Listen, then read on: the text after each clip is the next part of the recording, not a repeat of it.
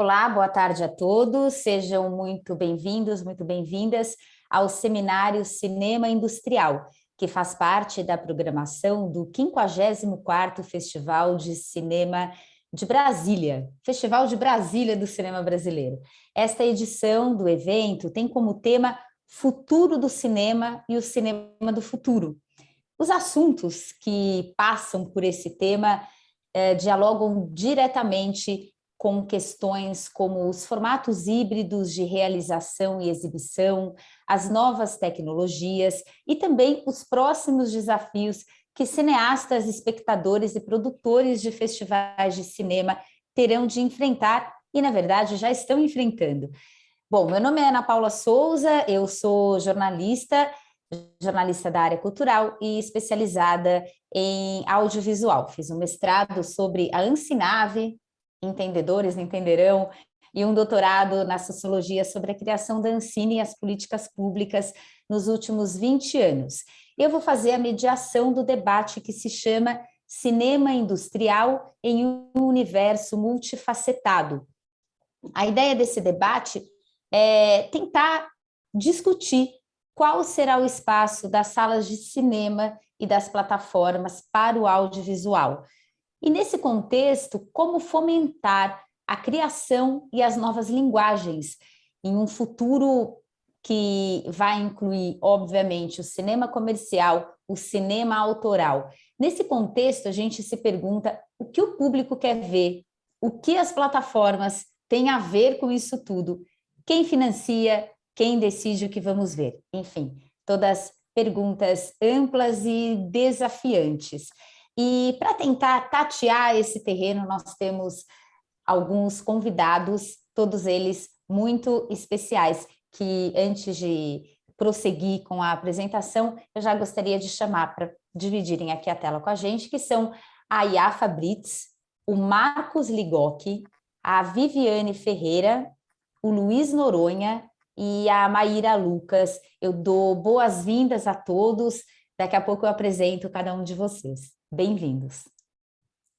Obrigado, Ana. Obrigada, Ana. Bom, a gente vai ter perguntas abertas ao público, esperamos que vocês participem. E para fazer perguntas, elas devem ser enviadas através da funcionalidade Q&A, pergunta e resposta, que fica disponível no rodapé aqui da tela do Zoom. Eu vou selecionar as perguntas para que elas sejam respondidas ao vivo, a ideia é que a maioria possa ser respondida ao vivo, e se vocês tiverem perguntas para algum participante especificamente, eu também peço que vocês já coloquem o nome da pessoa a quem se direciona essa pergunta. Bom, eu quero também deixar aqui uma orientação para a pesquisa de satisfação. Você pode concorrer a um catálogo impresso do 54º Festival de Brasília. Para você concorrer a esse catálogo, responda à pesquisa de satisfação que a gente vai enviar no chat ao final da atividade. Bom, vamos começar essa conversa que deve durar cerca de 2 horas, então eu proponho que a gente comece com uma fala breve de cada um de vocês, para a gente começar a introduzir o tema, e depois disso a gente estabelece um diálogo com quem estiver nos assistindo, e já me adianto também para dizer que esse diálogo também pode ser entre vocês.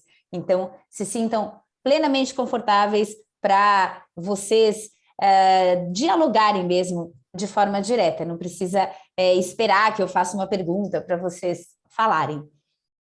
Para começar, então, eu vou fazer uma pergunta para a Yafa Brits.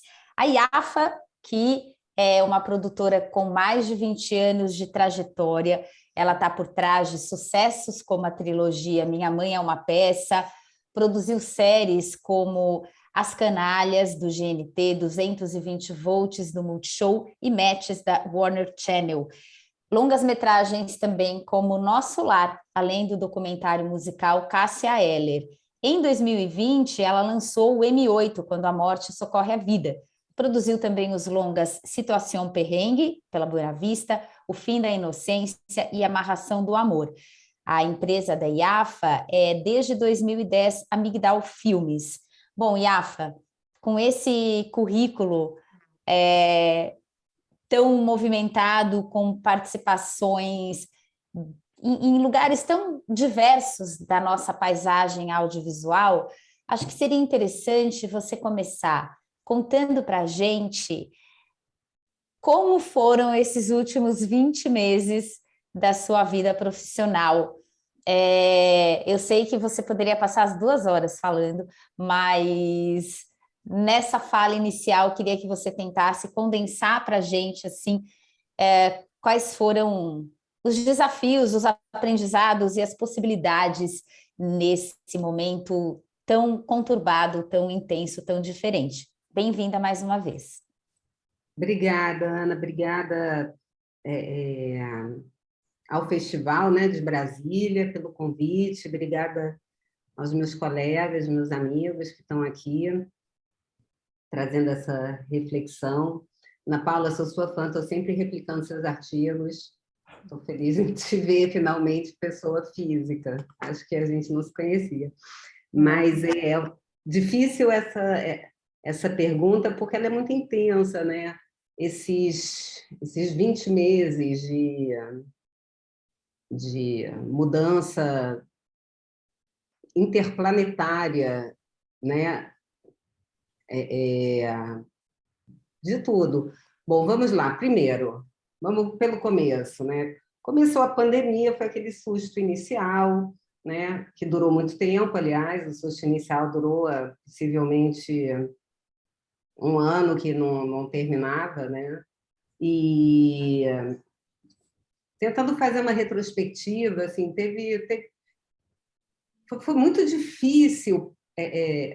A gente trabalha com planejamento, né? A gente tem, sei lá, no meu caso, tem X funcionários, tem X projetos, tem X compromissos, e a gente trabalha com um mínimo de planejamento para poder saber o que a gente dá conta, o que a gente não dá, o que tem que contratar, quando que vai entregar. E a primeira coisa que foi abaixo foi o planejamento, né, nas nossas vidas. Então, passou a ser um planejamento diário, todo mundo se falando todo dia, mais ou menos a mesma coisa. O Luizão, por exemplo, eram uns telefonemas diários. E aí, o que a gente faz? E aí, adiando, projetos sendo adiados ininterruptamente, né? Sem a gente saber se era 1 mês, se eram 3, se eram 6 meses. Mas eu acho que essa parte toda, eu vou estar falando de algo que todo mundo viveu. Acho que isso não é relevante. Eu acho que a parte que foi talvez mais relevante nesses meses, para mim, profissionalmente falando, é o desafio e a oportunidade de repensar o que eu estou fazendo e o que eu vou fazer, e o que eu já fiz. Né? Eu acho que teve agora essa parada foi boa nesse aspecto, né? Bom, o que eu fiz, e é bom, é interessante escutar, né? Quando a gente escuta o que a gente mesma fez, dá vontade de intervir já. Não foi isso que eu fiz, não, eu fiz outra coisa, tá tudo errado. Eu sempre, né? Porque cada hora a gente tem, enfim, a gente vai direcionando a nossa vida, o nosso desejo e a nossa carreira e os nossos compromissos para um lugar diferente. Mas, assim, esses meses foram de replanejar a vida, repensar a estratégia,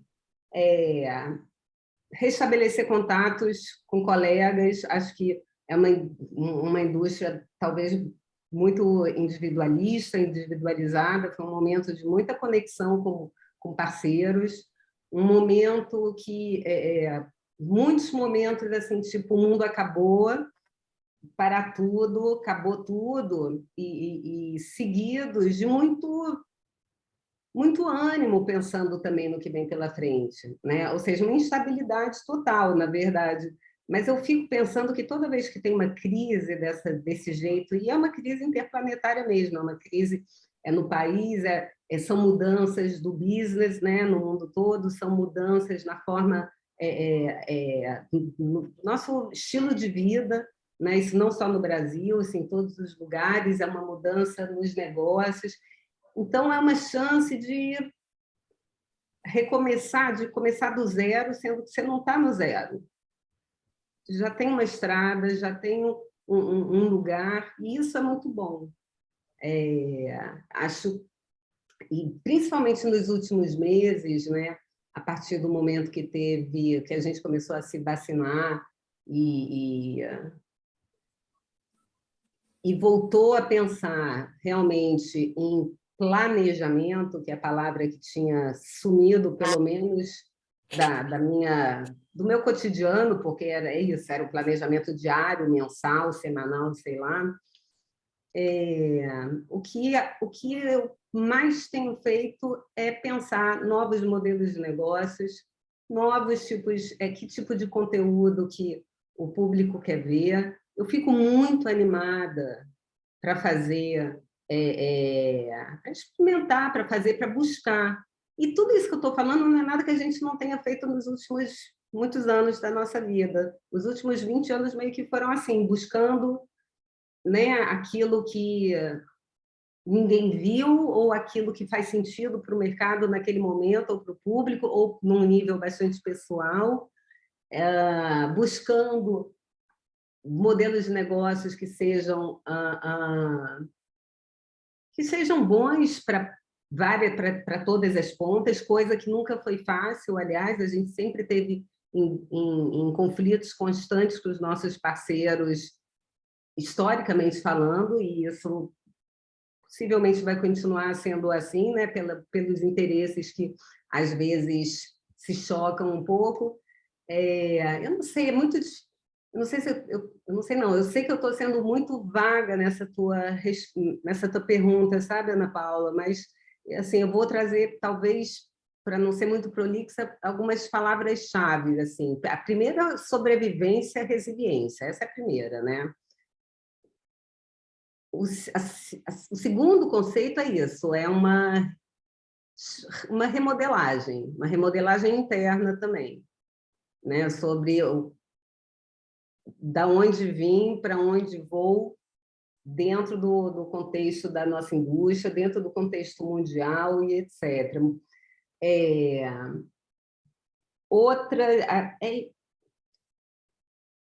O novo, a busca do novo, equilíbrio, são as palavras, assim, são, sei lá, os sentimentos, as emoções e as infinitas reuniões e zooms dos últimos meses, né? Eu acho que eu nunca trabalhei tanto na minha vida, para falar a verdade. Eu nunca trabalhei tanto buscando ideias e buscando projetos e desenvolvendo ideias e desenvolvendo projetos e oferecendo para o mercado sem saber exatamente como como são os modelos. Tem um ou outro já bem estabelecido, mas tentando encontrar esses novos. Então, é um período de muita descoberta e muito criativo, e a gente tem uma tendência a ser... a gente não, eu percebo, né, o mercado, as pessoas muito negativas, e eu acho que vai vir algo de bastante novo, interessante, do ponto de vista dramatúrgico mesmo. Acho que a nossa dramaturgia vai mudar, as nossas histórias vão mudar a partir daí, eu digo a partir de agora. Não sei se eu falei da forma mais vaga e possível, mas é muito difícil falar desses 20 meses. Muito trabalho, muita reflexão, junto com muitas das pessoas que estão aqui, inclusive. Tá ótimo. Não, você não foi vaga, acho que deu aí, assim, arou o terreno, né? Porque o que a gente vai discutir aqui, que é o futuro, ele é construído também a partir dessas grandes mudanças. Bom, eu vou passar agora para o Marcos Ligotti. Olá, Marcos. Tudo bem, Ana? Tudo bem? E antes eu queria dar boas-vindas para a Maíra, que chegou um pouquinho atrasada, mas está aqui já nos quadradinhos com a gente. Bem-vinda, Maíra. Obrigada. Desculpa o atraso, Bom, gente. o Marcos, ele é diretor, produtor e roteirista, produziu 7 longas-metragens premiados nacional e internacionalmente. Entre eles estão o Rock Brasília, Era de Ouro, do Vladimir Carvalho, O Último Cine Drive-In, do Iberê Carvalho, Candangos, Memória do Festival, do Lino Meirelles, e Pureza, do Renato Barbieri. Como sua estreia na direção, ele realizou a comédia romântica Uma Loucura de Mulher.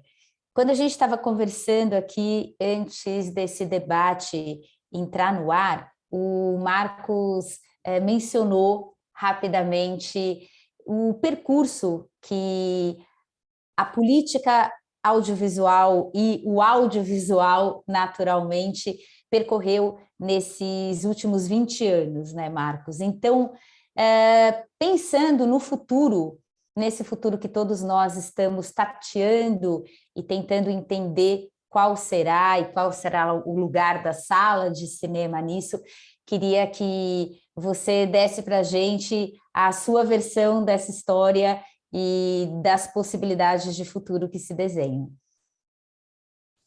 Legal, Ana. É um prazer enorme estar aqui. Quero agradecer a você, ao festival, por essa oportunidade. Cumprimentar os colegas de mesa. São todos profissionais que eu tenho uma enorme admiração há muitos anos. Queria dizer o seguinte, eu comecei a me vincular ao audiovisual, a buscar essa jornada no início dos anos 90, né, que estavam produzindo um filme por ano naquela época, antes de Lei Rouanet, antes de Lei do Audiovisual, e tive a oportunidade com isso de ver todo esse processo de retomada.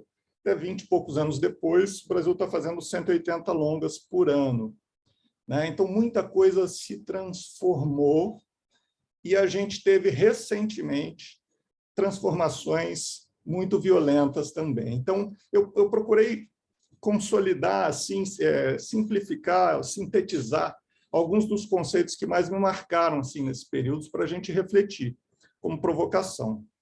Então, nesse primeiro momento, a gente tinha a história da sala de cinema. Então, quando eu conversava com os meus pares, era a expectativa de entrar em sala de cinema, a dificuldade de um relacionamento de distribuição que levasse os produtos até o público nessa janela. E a gente tinha poucos filmes, uma oferta menor, o filme entrava, ficava a semana inteira, todos os dias, todos os horários, para poder, e vivenciava o boca a boca. Havia uma crítica especializada onde todos, né, iam praticamente aos mesmos comentários, olhares, decidiam sua programação e iam até lá. Com esse período, as leis, o financiamento, houve um crescimento muito grande na oferta, né? E a gente viu mais filmes competindo por esse espaço nas salas de cinema. E a gente viu, com a digitalização que veio junto, né?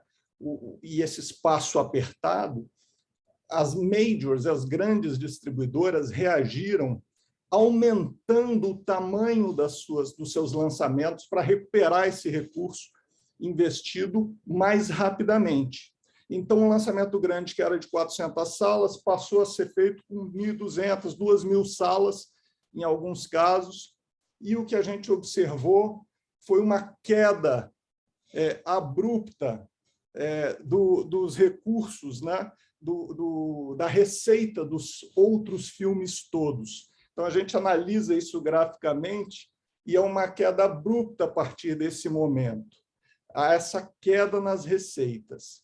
Paralelo a isso, a Lei 12.485 trouxe a obrigatoriedade de entrar produto nacional na televisão, na TV fechada. Então, abriu-se várias outras janelas e que o produto brasileiro desfrutou, mas nesse período todo inicial, pagando receitas baixas e essa percepção de desempenho não entrando, né, no conceito, esse filme desempenhou bem, a única referência, e ainda é, a sala de cinema. A gente não tem dados para contabilizar, então é diferente do conceito americano, por exemplo, do box office, né? A gente está olhando para a questão da sala de cinema. Então, é a bilheteria, e a gente tem uma dificuldade ainda de olhar para a receita global dos filmes, né? junto com esse processo, teve o movimento da nacionalização da produção. Então, uma produção que era concentrada em Rio e São Paulo, a política foi ampliando esse processo, demandando que os recursos, um aumento de recursos, e que esses recursos chegassem aos outros estados. Então, a gente viu isso, teve um impacto grande nesse movimento que eu citei aí do aumento do volume. A gente sentiu ali uma dupla resistência, então as principais janelas resistiam à entrada desse conteúdo, por um lado, em função de menor previsibilidade, não está habituado, ele está lidando ali com a sua audiência, precisa entregar um produto que ele sabe que a audiência vai se relacionar bem com ele, Então é um mega de um desafio. Mas, por outro lado, também uma resistência por parte dos produtores de fora do eixo de se relacionar com a perspectiva industrial da produção. Então, essa dinâmica que estava muito focada no autoral, era o que estava no imaginário, que se construiu de perspectiva, isso levou um bom tempo para que essas partes começassem a se conversar mais. O volume, o aumento desse volume, permitiu que esses dois lados iniciassem, de fato, um movimento de conversa. E os festivais que se ampliaram e vinham apresentando os filmes todos, eles começaram a revelar grandes talentos, que, no meu entender, é uma das grandes perspectivas e valores dessa nacionalização é a capacidade de identificar mais rapidamente talentos, porque a nossa indústria precisa da diversidade, precisa da renovação constante para esse desafio que é cada vez maior, que é cativar as audiências. A gente, junto desse processo, teve aí a chegada das grandes plataformas digitais, que, em primeiro lugar, apresentaram essa ramificação global. Pela primeira vez, a gente tinha empresas que, com apertar um botão, expunha teu filme para 190 países diferentes. Esse processo teve vários impactos. Um que eu percebo muito forte foi o quebrar o domínio da língua inglesa. Então, a gente começou a aceitar e ver filmes falados em outras línguas, filmes, séries, enfim, o que é muito positivo na perspectiva da produção nacional, de uma produção falada em português. Então, esse é um processo que ajuda. Ao mesmo tempo, a gente tinha essas plataformas, no seu modelo de negócio, tendem a tirar o poder do produtor independente. Então, eles passam ao modelo do work for hire, que eles contratam produções. Então, aquele produtor independente que tinha a expectativa de construir seu conteúdo, e chegar ao público, ele não lida mais com essa possibilidade de explorar. Então, principalmente nesses últimos 2 anos, onde se estancaram por um período as outras fontes de financiamento, isso foi um choque muito grande quando você começa a perceber como uma perspectiva limitada para a tua jornada como realizador. E aí a consequência, quando você tem o produtor, ele deixa de ser o dono do conteúdo, você vai observando, e um aumento muito grande da produção, você vai observando uma queda da qualidade do impacto também.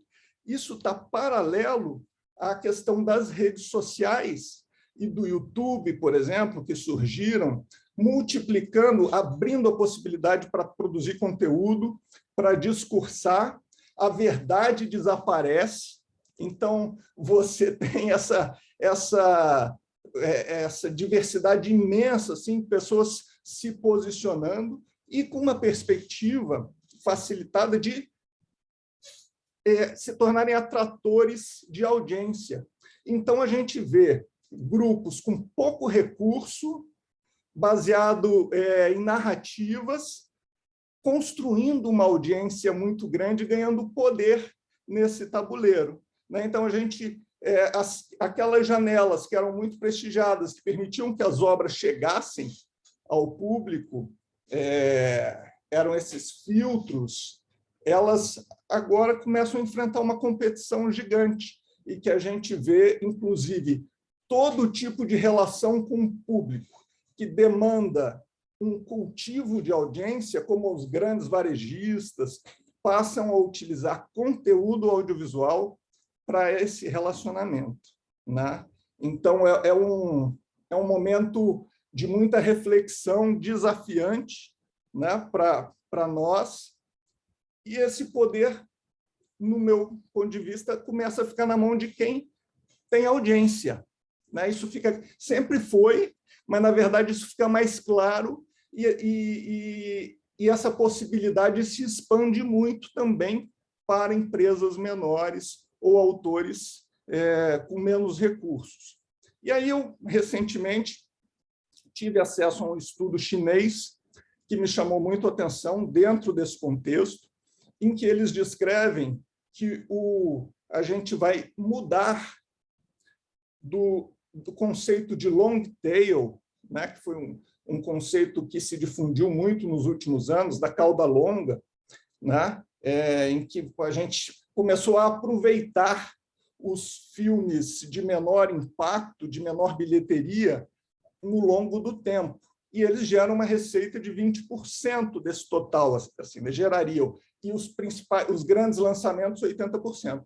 Eles estão prevendo que o futuro é que os grandes lançamentos vão corresponder a 20% da receita.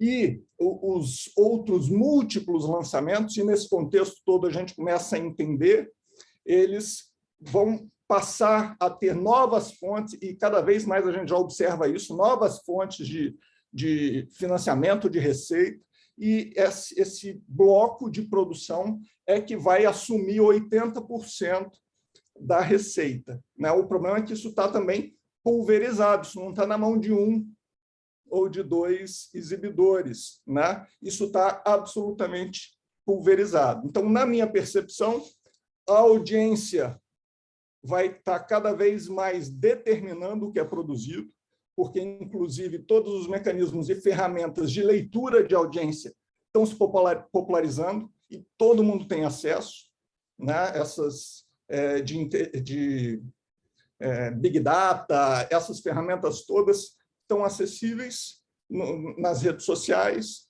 Então, o que acontece é que a gente vai expandir nessa direção, na determinação, na construção de audiência. A audiência vai determinar cada vez mais o conteúdo. É o meu olhar, e abro depois para a gente discutir. Obrigado. Obrigada, Marcos. Eu vou passar a palavra agora para a Viviane Ferreira. Olá, Viviane, mais uma vez. A gente aqui mais um. A Viviane é diretora-presidente da SP Cine, a empresa de fomento ao audiovisual da Prefeitura de São Paulo. Ela é mestre em comunicação pela Universidade de Brasília, presidiu a comissão da Seleção Brasileira de 2021 do Oscar. O curta O Dia de Jerusa, de 2014, da Viviane, foi selecionado para o Cannes Short Film Corner, e depois esse curta virou o longa-metragem Um Dia com Jerusa. A Viviane é fundadora da Odum Filmes e uma das fundadoras da APAN, que é a Associação Brasileira dos Profissionais Negros da Indústria Audiovisual. Em 2021, esse ano, a Viviane foi nomeada pelo Most Influential People of African Descent como uma das 100 afrodescendentes mais influentes do mundo, apenas. Viviane, pensando aqui no que é o tema central, o título do nosso debate, cinema industrial em um universo multifacetado, e puxando já um pouco o que o Marcos falou, ali daquele começo de construção da política pública, que era toda baseada nas salas de cinema, né? O foco era totalmente aquele, parece até mentira, né? Hoje em dia, a gente pensar que quando a Ancine foi criada, a questão era produtor, distribuidor, exibidor, né? Aí, na Lei 12.485 chegaram as teles e agora é esse mundo tão cheio de players e de outros desafios também que estão além dos players, como a APAN mesmo simboliza. Queria saber, Viviane, como você enxerga o lugar da política pública nesse contexto. Então, aqui a gente já falou um pouco da questão da audiência, a Iafa falou disso, o Marcos falou disso, né? Quem decide o que nós vamos ver, o que as pessoas desejam ver, e tem ali no resumo do debate quem financia o que nós vamos ver. Então, queria te ouvir sobre isso, sobre esse lugar da política pública e até, né, Viviane, dos outros debates em torno da realização, que hoje eles não se restringem à questão do financiamento. Obrigada, Ana, pela pergunta. Primeiro, eu gostaria de agradecer o convite ao Festival de Brasília do Cinema Brasileiro e a disposição para fomentar um debate tão propício para o momento que a gente está vivendo. Quero cumprimentar também as companheiras e companheiros aqui de mesa, né, profissionais que admiro muito e tenho tido a possibilidade de encontrar e trocar aí no nosso cotidiano. Acho que pensar na provocação dessa mesa, acho que primeiro é partir do básico, né? Tipo, do cinema ou do audiovisual como esse lugar da sétima arte. E aí o lugar da sétima arte, exatamente por ser uma linguagem que consegue congregar aí as diversas linguagens artísticas, diversos outros segmentos da arte, né? Por que falar disso e resgatar isso? Entendo que o nosso presente, inevitavelmente o nosso futuro, ele perpassa por acolhermos mesmo a coexistência dos diversos modelos, né, dos diversos modelos de negócio, das diversas maneiras já inventadas e as que serão inventadas, né, para a gente conseguir levar o nosso conteúdo à audiência. Falo disso porque, assim, diferente de algumas perspectivas ou leituras de que as salas de cinema irão desaparecer, ou, enfim, tudo vai virar streaming. Eu discordo um tanto dessa visão. Eu acho que o que a gente está buscando aqui é o equilíbrio da coexistência. E aí, nesse sentido, o Estado tem uma responsabilidade muito grande, né? Porque, assim, a partir de um processo, né, tipo de regulamentação, e a gente precisa falar, né, como o processo de regulamentação, o arcabouço legislativo, né, que regulamenta o nosso setor, ele ainda é muito precário e arcaico, né? Tipo, a gente demora um tempo muito grande debatendo temas e pautas essenciais. Quando finalmente a gente consegue alcançar a regulamentação disso, né, no parlamento, o mercado já está em outro lugar, porque a gente está falando de uma atividade e de um setor com uma dinâmica cotidiana muito veloz, né? Tipo, a tecnologia do audiovisual, ela se atualiza de uma maneira muito veloz. Então, assim, a gente vai precisar aí destravar, e aí, obviamente, dialogando muito de perto com a galera do direito, né, e que pensa aí juridicamente como esse setor pode ser regulamentado no nosso país, cotidianamente, a gente vai precisar da inteligência, da disposição, tipo, dessa galera, para conseguir encontrar respostas criativas e eficazes para a realidade e as necessidades do setor em um espaço de tempo menor do que o que a gente tem encontrado ao longo da história do audiovisual brasileiro.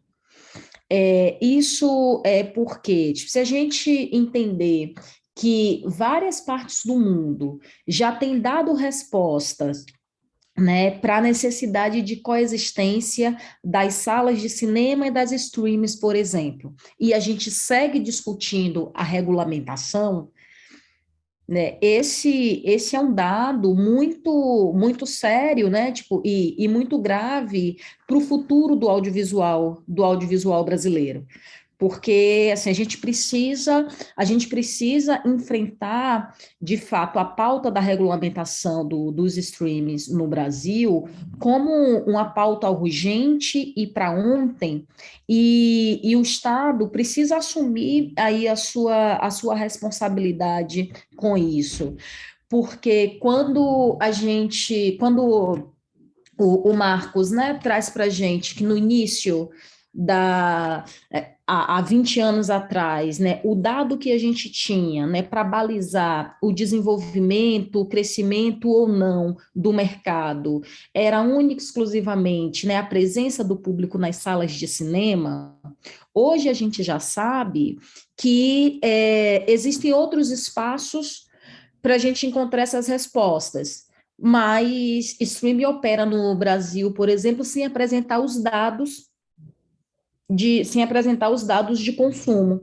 A gente ainda não está discutindo, né, como na regulamentação vai ser importante que a gente tenha acesso a esses dados de consumo, vai ser acesso aos dados agregados, vai ser acesso aos dados desagregados, como é que a gente vai conseguir garantir, né, um compartilhamento desses dados, respeitando os acordos comerciais, respeitando as estratégias de negócio dessas plataformas, né? Tipo, vai ser, né, a partir da observação do faturamento de cada uma. Então, assim, essa é uma coisa muito séria e importante para a gente lidar. Eu acho que em torno da reflexão sobre uma regulamentação mais ágil e eficaz, né, dos diversos segmentos do setor, tem o papo sobre a preservação dos direitos autorais e direitos patrimoniais das obras brasileiras, né? Tipo, como a gente garantir que, né, nos modelos de negócios do presente e do futuro, a gente não transforme a produção independente única e exclusivamente em prestadoras de serviço, né, para maiores estrangeiras no nosso país. E aí quem tem o poder, né, e a força para regulamentar e para propor aí ferramentas que equilibre essas relações também é o Estado, né? Então, tipo, acredito muito nas políticas públicas, não só, né, numa atuação tipo, direcionada ao fomento e a transferência de recurso propriamente dita, mas como uma política pública e um Estado assim, que seja de fato um garantidor das relações equilibrada entre os diversos players e os diversos agentes coexistindo no cenário.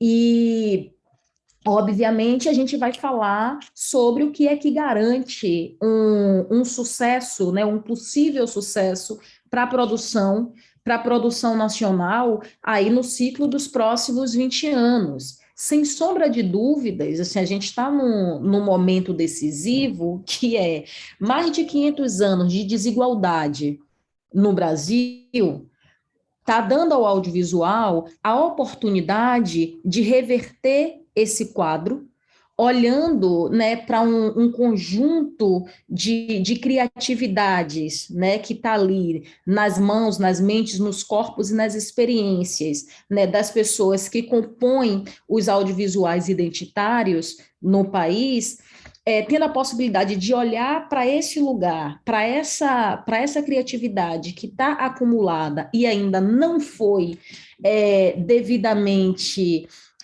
explorada pelo mercado e positivamente explorada pelo mercado, para ter aí, de fato, como um estoque que pode nos levar aí a um ciclo de mais de 20 anos de histórias com muito sucesso, porque, tipo, concordo com o Marcos quando ele coloca que as narrativas é o que vão sustentar e garantir sucesso para a gente no próximo ciclo, porque a gente está vivendo um contexto no qual as redes sociais informou para as pessoas que elas não precisam ficar em casa apenas como receptoras de conteúdo. Elas podem ser suas próprias produtoras de conteúdo, né? Tipo, e aí, ao mesmo tempo, a gente tem a televisão, os streamings, né? Tipo, nós da produção independente, por exemplo, indo buscar influenciadores digitais para compor o elenco das produções, para se associar às produções, porque esses influenciadores digitais significa audiência garantida. E como é que os influenciadores conseguem garantir a sua audiência? Né? Segmentando a maneira como produzem os seus conteúdos, garantindo um conteúdo identitário com qualidade. Então, assim, isso vai ser importante demais a gente entender, né? Como a audiência tem se qualificado e tem dito: vejo o que quero, onde quero, independente de quem esteja produzindo. Desde que quem esteja produzindo se pareça comigo e fale das coisas que me afetam. Né? E aí, os nossos modelos de negócios tradicionais, assim, tipo, seguem resistindo a essa realidade, mas é fato. E os próximos 20 anos, né, de ciclo no audiovisual brasileiro, e arrisco a dizer no audiovisual tipo, mundial, vai precisar passar por isso e acolher isso como base mesmo, e como uma das nossas principais estratégias de sobrevivência, de existência e de aprimoramento dos nossos processos. Então, acho que, assim, para início, né, tipo de conversa e sintetizar um pouco aqui a participação, assim, eu acredito muito que a gente vai viver aí um ciclo dos próximos 20 anos de coexistência dos diversos modelos. Acho que o híbrido, de fato, vem para ficar, não só na forma de realização dos festivais, mas pensar, por exemplo, na comercialização. Cada vez mais vai ser comum distribuição de conteúdos que na mesma semana cinematográfica o conteúdo vá para o cinema, vá para o streaming e tipo vá para qualquer outro tipo de, ou para a televisão, qualquer outro tipo de plataforma ou de janela que não nos sejam acessíveis. Então, a gente pensar, né, nas distribuições cruzadas, pensar nas correlações contratuais entre grandes, pequenas e médias empresas, pensar a aproximação entre a produção independente, né, existente em diversos países da América Latina, para se conseguir aí garantir relações mais fortes e digamos assim, tipo, equilibrada num diálogo com essas grandes plataformas estrangeiras, assim, tudo isso vai fazer parte, vai continuar fazendo parte do nosso cotidiano cada vez mais forte, porque assim como o mundo audiovisual também vai seguir se comunicando e existindo em rede. Tá ótimo. Muito obrigada, Viviane. Eu vou passar a palavra agora para o Luiz Noronha. Boa tarde, Luiz.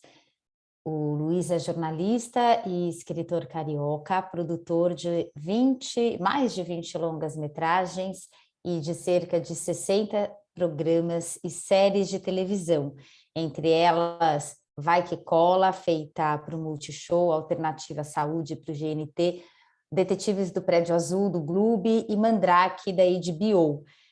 foi também co-criador e produtor das séries Magnífica 70 e Terra Prometida, essa para a TV Cultura. É roteirista e produtor também do Vai Que Cola, o filme, e co-roteirista do longa Sob Pressão, que deu origem à série que já teve várias temporadas na TV Globo, agora no Globoplay, além de ter produzido filmes como Dois Filhos de Francisco.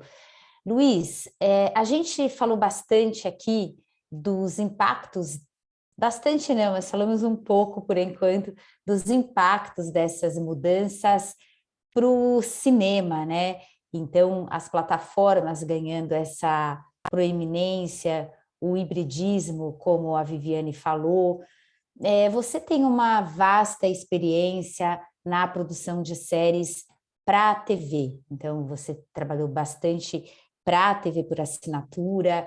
Eu queria começar da sua parte entendendo que mudanças essa mudança tem trazido para a própria televisão, porque, na verdade,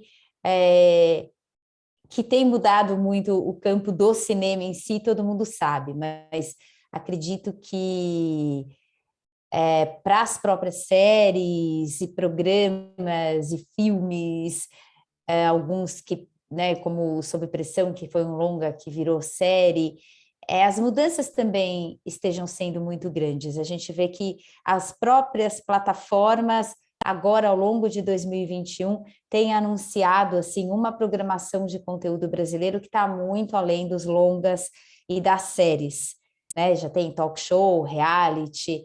Então, eu queria te ouvir um pouco sobre esse lugar da televisão mesmo. Microfone.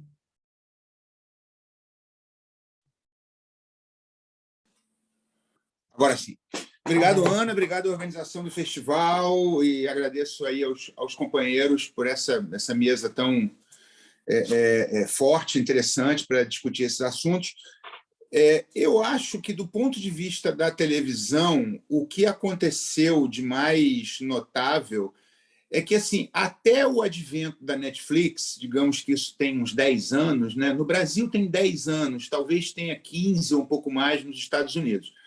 Até a chegada da Netflix como primeiro grande plataforma de streaming, né? Depois vieram todos os outros, a televisão ela sempre foi regional, né? Os grandes grupos de TV do mundo, eles sempre tiveram uma base regional muito forte e se caracterizavam por uma relação direta e íntima com um público regionalizado, específico. O que o streaming introduziu, começando pela Netflix, né, que foi a primeira, é a televisão global. A verdade é que hoje a programação de TV ela é global.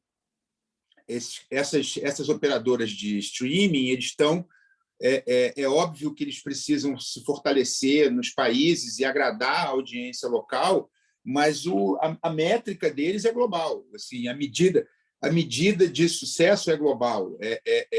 O interesse que ela tem que despertar por uma necessidade de sobrevivência é no maior número de pessoas possível, na maior quantidade de países.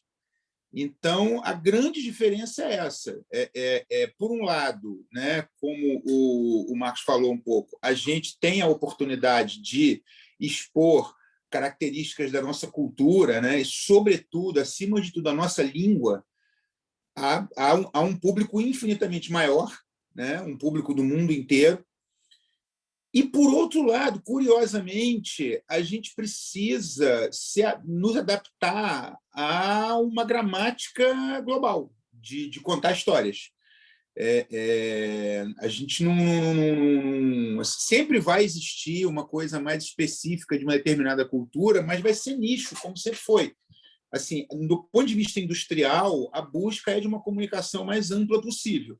Então, a gente vive hoje um caminho que, curiosamente, ele traz um pouco das duas coisas, né? Ele traz a força da cultura local como um primeiro atrativo, né, de comunicação de diferentes públicos, mas ele precisa obedecer necessariamente a uma gramática global de estruturação de contar histórias. Eu acho que a grande diferença é essa.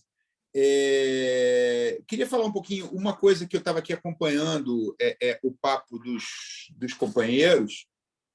Eu acho que nos últimos 2 anos a gente passou pelo que eu chamo de tempestade perfeita. Foram 3 coisas que aconteceram ao mesmo tempo. Foi o choque, né, da demanda, né, que a pandemia trouxe. A demanda simplesmente desapareceu do presencial e migrou 100% para o consumo doméstico de audiovisual. Isso aconteceu de uma hora para outra. Ao mesmo tempo, né, e fazendo parte disso, o nosso setor chegou ao auge de um impacto tecnológico que já vinha se desenrolando, né, como o próprio Marcos observou na retrospectiva dele, mas que realmente chegou ao pico. Quando você tem uma tecnologia de transmissão de imagem com qualidade massiva, global, isso foi uma coisa que realmente um divisor de águas. E a última coisa que aconteceu também ao longo dos últimos 3 anos, de maneira aguda, foi o colapso das políticas públicas, tais como a gente vinha acostumado a trabalhar. Entrou em colapso. Era um problema que já vinha se anunciando antes do atual governo, era uma coisa que já havia indícios de que a gestão daquelas políticas públicas enfrentaria problemas independentemente de qualquer governo, e o governo atual, que tem um viés claramente anti-patrocínios e incentivos públicos para a cultura, é um viés declarado, enfim, coroou esse negócio. Então, essas 3 coisas trouxeram para o audiovisual especificamente um impacto assim que eu não saberia dizer se alguma outra forma de arte sofreu tamanho impacto que essas 3 coisas trouxeram. E aí tem tudo isso que a gente já falou com relação às expectativas de futuro, etc. e tal, mas eu acho que tem uma coisa muito importante que está acontecendo agora, que são as empresas produtoras e os criadores do audiovisual brasileiro terem que aprender na marra, de uma hora para outra, como se relacionar com players internacionais que operam com um código bastante diferente do que a gente estava acostumado, né? Nós, durante, 25, 30 anos, nos acostumamos a lidar com órgãos públicos, com um incentivo fiscal baseado em dinheiro público. Isso criou uma série, para o bem e para o mal, uma série de relações, uma série de posturas, uma série de compromissos mesmo dos criadores e dos produtores com a própria produção, que, assim, hoje em dia é a coisa completamente outra, né? A gente está lidando com o chamado dinheiro bom, né? Que, né, todo dinheiro é bom, mas no jargão da indústria a gente chama de dinheiro bom aquele dinheiro que não vem de incentivo público. E as regras são completamente diferentes. Completamente diferente. A gente tem uma relação com risco, por exemplo, que não havia. A gente tem uma relação com empresas globais, multinacionais, com uma série de políticas de governança e várias coisas com as quais a gente não estava acostumado a lidar. E isso eu acho que é a grande transformação. Na verdade, os dados todos dessas plataformas de streaming, eles são muito pouco divulgados, pouco conhecidos, eles mesmos não gostam de abrir números, mas, assim, baseado no que se sabe, a gente provavelmente no ano que vem vai ter um volume de dinheiro sendo jogado nesse mercado de produção que é 4 ou 5 vezes maior do que o mercado brasileiro costumava girar até 2018, 2019. Então, assim, essa quantidade de recursos, assim, isso tem um poder de transformação, isso está afetando todo mundo. Está afetando todos os profissionais do audiovisual, desde dos técnicos mais simples ali, né, até os donos de produtora. Assim, as categorias estão se organizando com uma série de demandas que a gente nunca teve que enfrentar antes, algumas. Aí a gente pode discutir até que pontos são corretas ou não são, até que pontos são plausíveis para um mercado emergente, subdesenvolvido como o brasileiro ou não.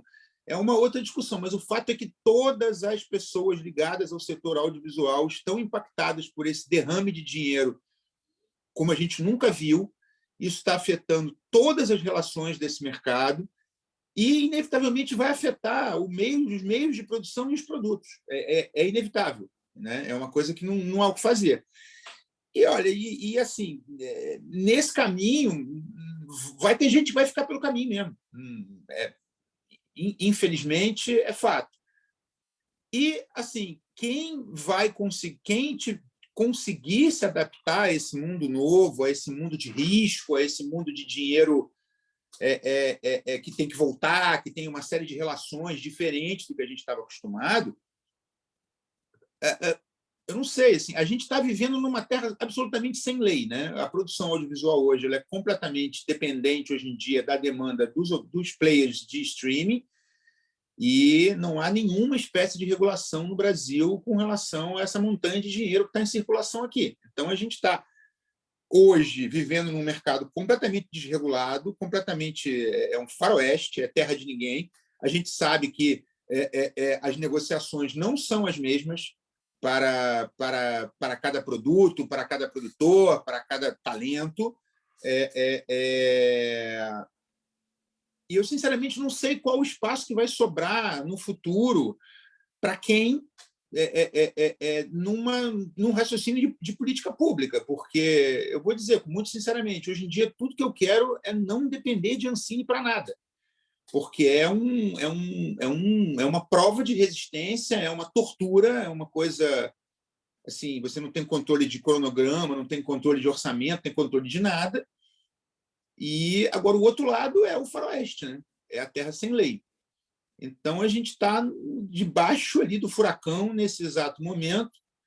É tudo muito diferente do que a gente estava acostumado há 2 anos atrás. E acho que o tom de todo mundo aqui é parecido. É um grande desafio. É um grande desafio enfrentar e se adaptar a todas essas mudanças. Voltando para a sua provocação inicial, Ana, eu acho que é basicamente isso. Não só os produtos, o seu próprio formato, ele é diferente, né? Porque a gente está usando uma gramática de Hollywood para contar histórias nossas. Então, está surgindo uma coisa diferente, né? No modo de contar histórias, como as empresas estão tendo que se acostumar a trabalhar de um outro jeito, com processos realmente completamente diferentes. E eu não saberia dizer se isso tem volta, ou até que ponto isso convive com outros formatos. Aí deixo aqui a provocação para o debate, para as perguntas. Obrigada. Vou usar a palavra que a Iafa usou no começo, né? Definir esse momento como intenso. Acho que esse conjunto de falas vai dando um pouco a dimensão dessa intensidade, né? A quantidade de elementos novos que foram chegando ao setor audiovisual. Bom, eu vou passar agora, então, para a Maíra. Bem-vinda, Maíra. A Maíra olá, produtora e CEO da Glass Entretenimento, que trabalha com criação de conteúdo, estruturação financeira, produção e distribuição de live action e animação, focada em fazer conteúdos que tragam divertimento, pertencimento e reflexão ao público brasileiro. Ela é responsável por sucessos como Caso Evandro, Cabras da Peste, Historietas Assombradas, Torrica, Cine Hollywood e vários outros muito conhecidos, entre mais de 50 projetos já realizados. Bom, conforme o Luiz falava, eu pensava assim, bom, ele já está passando para a Maíra, né? Não vou precisar nem fazer nenhuma pergunta para a Maíra, que tem trabalhado intensamente, né, Maíra, nesse universo das plataformas, tem produzido para diferentes plataformas, ao mesmo tempo em que você tem também os seus projetos ainda ligados ao Fundo Setorial do Audiovisual. Então, acho que você pode praticamente continuar a fala do Luiz, relatando um pouco essa experiência, e acho que para a gente também não perder o foco do nosso debate, que você fale mesmo, Maíra, dessa convivência, da convivência entre os diferentes modelos de financiamento, dos diferentes modelos de atuação, né, ou prestadora de serviços, ou você detentora do direito de propriedade. É isso, passo a palavra para você. Obrigada, gente. Prazer ver vocês, amigos do audiovisual. Estava pensando que a Yafa disse que essa coisa de reconexão com o setor e tal, eu acho que eu vou começar por aí. Eu acho que o que eu mais sinto que mudou tá todo mundo trabalhando tanto e tentando tanto entender o que é esse novo desafio, né, que como o Luizão colocou muito bem, é muito novo para a gente em muitos aspectos, é muito desafiador, porque é um modelo totalmente diferente, e todo mundo entrou meio nesse modelo junto, sabe? Porque, enfim, o grande boom de produção está acontecendo agora, né? A convivência entre dois modelos, na real, assim, é uma convivência marromenas, né? Porque não existe mais o modelo Dancini. Na verdade, o que convive com a gente é ter que produzir os filmes que ficaram parados antes da pandemia, com orçamentos deste tamanho. Eu tenho um filme de R$1,5 milhão, um longa, que eu tenho que fazer, porque eu tenho que entregar. Hoje eu estava falando não sei com quem, a pessoa ficou assustada, ficou olhando para minha cara assustada. Como que você vai fazer isso? Entendeu? Tenho mais 2 filmes, um da Ana Mula Laerte e o Depois da Saideira, que são orçamentos que, assim, para hoje, não existe. Não existe mesmo, não chega. E aí, você pensa, tá, tem toda uma discussão hoje com os técnicos, por exemplo, que os cachês aumentaram assim. Porque, claro, a exigência do padrão internacional que os streamings te trazem, a pressão em cima das equipes é totalmente diferente, é muito mais similar, talvez, à publicidade do que era antes, em termos de tempo de produção, em termos de aspectos técnicos na finalização, na captura do modelo, enfim. É outra coisa, porque isso vai ser vinculado em 200 países no mundo, porque tem um padrão para chegar, porque, enfim, por N coisas. Que os nossos técnicos, na verdade, não era assim, era outra conversa, era outra dinâmica, então eles estão sentindo essa pressão muito forte, estão falando, não, eu quero uma tabela X, eu quero menos horas de trabalho. São várias discussões que estão errados? Não estão. Não podemos dizer que estão, porque é muito cansativo, é muito exausto. Você gruda uma produção na outra, está muito em ebulição. A questão é, uma hora a produção independente, como a Vivi colocou, também vai voltar, eu acredito nisso, não vai ficar para sempre sem existir a produção independente. Produção independente, eu digo quando você detém a sua RLP, sabe? A questão é, como que a gente vai fazer para conviver com esses dois mundos? Porque, obviamente, para a produção independente, não dá para ser o mesmo parâmetro que para os produtos que, enfim, é um work for hire. Como que a gente vai balancear isso? Que é uma discussão que, enfim, a gente tem modelos, por exemplo, Portugal, eu sempre falo de Portugal porque a gente abriu lá agora, esse ano. Existem 2 tabelas. Uma, sim, existe para produção nacional, que eles chamam, e a outra tabela coprodução internacional, porque vinha muito service, sabe? Francês filmar, alemão filmar, então eles criaram 2 tabelas. Pode ser um caminho. diminuir a jornada, mas pensar em modelos diferenciados. Por exemplo, lá tem uma coisa que chama jornada contínua, que são 7 horas mais uma de almoço. No final, você começa, sei lá, às 8 horas da manhã, vai 7 horas direto e almoça e tchau. A gente vai ter que inventar processos, e não só inventar, né, ver outros processos de filmagem, enfim, de produção que existem em outros países, se alimentar deles, para balancear esse momento. Porque é isso, os padrões exigidos são diferentes, é um fato. Desde o roteiro até... Os processos são diferentes, os processos são muito acompanhados. Porque, enfim, são grandes corporações que têm que ter os processos igualitários em toda a parte do mundo. Então, não adianta os Estados Unidos falar, mas aqui vocês produzem com $1 milhão e lá com 100 milhões. São os mesmos processos. Porque o mercado americano, você faz uma série dos Estados Unidos, viaja muito bem, a gente sabe que viaja muito melhor o resto do mundo, por N razões culturais, XPTO. Mas a gente tem que atender os mesmos estándares e os mesmos processos com um orçamento muito menor. E é óbvio que isso tem conflito, óbvio que isso trava em algumas partes, mas eu super concordo com o Luizão que quem sobreviver, quem aprender, quem vai sair fortalecido, não só para atender o cliente, né, mas como produtor, como criador.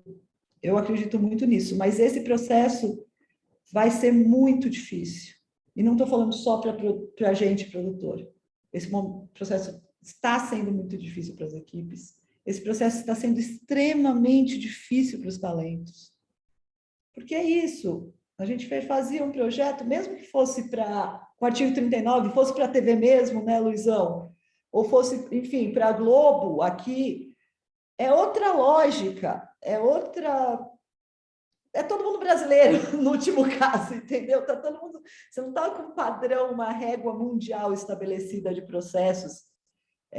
A gente acaba se entendendo em algum lugar, tem onde ir para cá, onde ir para lá. Agora não, realmente um jogo de gigantes. A gente está competindo hoje com a Banijay, que é uma empresa que tem 150 países, tem uma produtora da Banijay lá dentro. A gente está competindo com Media Crash, a gente está competindo com empresas assim gigantescas, com orçamentos gigantescos. E a gente, produtor brasileiro, está competindo com eles. Isso é só um fato. Porque eles podem estar entregando para a Espanha, mas eles estão entregando para o mundo inteiro, da mesma forma que a gente. Então, acho que o que o Luizão falou é perfeito. E a gente está tendo uma curva de aprendizado muito curta. É diferente da Espanha. A Espanha está nesse rolê desde os anos 90, sabe? Fazendo coprodução, fazendo work for hire para outros países. Eles tiveram muito tempo, falam, mas a Espanha, nossa, entrega o La Casa de Papel, ou a Coreia. A Coreia faz...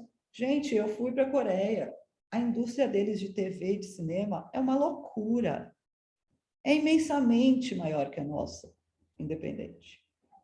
E eles tiveram muito mais tempo de curva de aprendizado. A gente está tendo que aprender fast forward durante a pandemia, entendeu? Eu acho que muitos dos meus colegas é a primeira vez que produzem tanto conteúdo com orçamentos tão grandes e que mesmo assim não cabe. Parece que quanto mais, eu estava falando com uma amiga produtora, quanto maior o orçamento, maior é a história, sabe? É uma doideira.